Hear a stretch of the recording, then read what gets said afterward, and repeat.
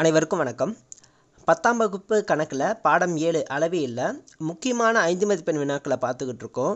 So அந்த வகையில் 22வது கணக்கு, ஒரு உள்ளீடற்ற அரைக்கோள ஓட்டின் உட்புற மற்றும் வெளிப்புற விட்டங்கள் முறையே, விட்டங்கள் கொடுத்துருக்காங்க, டயாமீட்டர் முறையே 6 சென்டிமீட்டர் அண்டு 10 சென்டிமீட்டர். அது உருக்கப்பட்டு 14 சென்டிமீட்டர் விட்டமுள்ள 14 சென்டிமீட்டர் டயாமீட்டர் உள்ள ஒரு திண்ம உருளையாக்கப்பட்டால் அவ்வுருளையின் உயரம் காண்க அப்படின்னு கேட்டிருக்காங்க.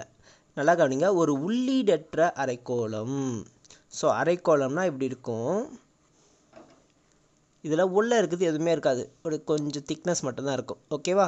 ஸோ இங்கே மட்டும்தான் நமக்கு மெட்டீரியல்ஸ் இருக்கும், இது கேப் இருக்கும்.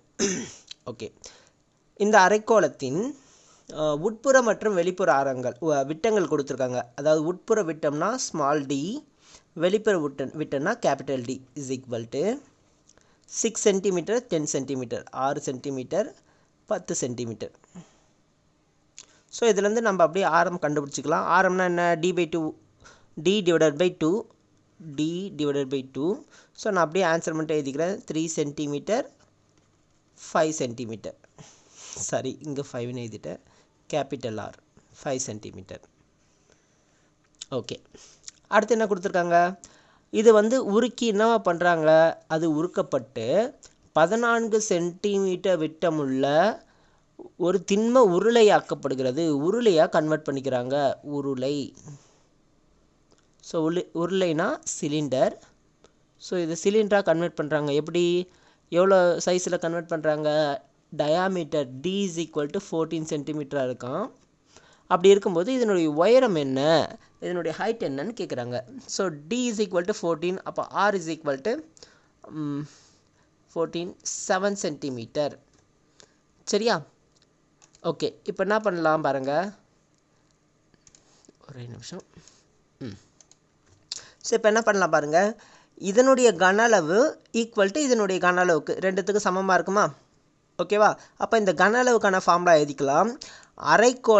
உள்ளீடற்ற அரைக்கோளத்தின் கன அளவு. ஓகேவா? ஹாலோ ஹெமிஸ்பியர், அதனுடைய வால்யூம் ஃபார்முலா எழுதிக்கலாம். ஸோ ஹாலோ ஸ்பியரோட வால்யூம் ஃபார்முலா 4/3ன்னு ஆரம்பிக்கும். ஆனால் இங்கே ஹெமிஸ்பியர்னு கொடுத்துருக்காங்க. 2/3 பை ஆர் கியூப்னு வரணும். இங்கே ஹாலோவாக இருக்கிறதுனால R cube minus small R cube. Okay, so இங்கே பையா ஸ்கொயர் ஹெச், லாஸ்ட்டு சம்மில் தான் பார்த்தோம், பையா ஸ்கொயர் ஹெச். ஓகே, இப்போ கொடுத்துருக்க வேல்யூவில் அப்ளை பண்ணிக்கலாம். 2/3 பை இங்கே கேன்சல் பண்ணிக்கிறேன். கேபிட்டல் ஆரோட வேல்யூ 5, ஸ்மால் ஆரோட value 3. Okay, 5 cube minus 3 cube is equal to, இங்கே ஆரோட value 7, 7 into 7 into H. Okay, so 2 divided by 3 into 5 cube பண்ணால் என்ன வரும்? 5 25, 25 125, 3 3 9 3 27 equal to 7 into 7 into H. So இப்போ 2/3, 125ல் 127 போச்சுன்னா 98. ஸோ இந்த 25 ப்ளஸ் 2ன்னு எடுத்தோம்னா 125ல் 25 போச்சுன்னா 100, 100ல் 2 போயிடுச்சுன்னா 98ன்னு அப்படியே ஷார்ட்டாக போட்டேன். 7 இன்ட்டு 7 இன்ட்டு ஹெச். ஸோ இப்போ 7 இந்த பக்கம் கொண்டு வந்துடலாம். 2 இன்ட்டு இங்கே மேலே 2வும் 98 இருக்குது, டிவைடட் பை 3 இன்ட்டு கீழே 7 இன்ட்டு 7 ஈக்குவல் டு ஹெச்னு வருமா? ஓகே, 1 7 1 7 இது 2 4 28 1 7 2 7. ஸோ இது 3 அடிபடாது. ஸோ கேன்சல் பண்ண முடியாது. அப்போ ஹெச்சோட வேல்யூ என்ன வருது? 4/3 சென்டிமீட்டரில் கொடுத்துருக்காங்க, அதனால் சென்டிமீட்டர். இதுதான் இந்த உருளினுடைய ஹைட்டாக இருக்கும். ஓகேவா? Okay, thank you.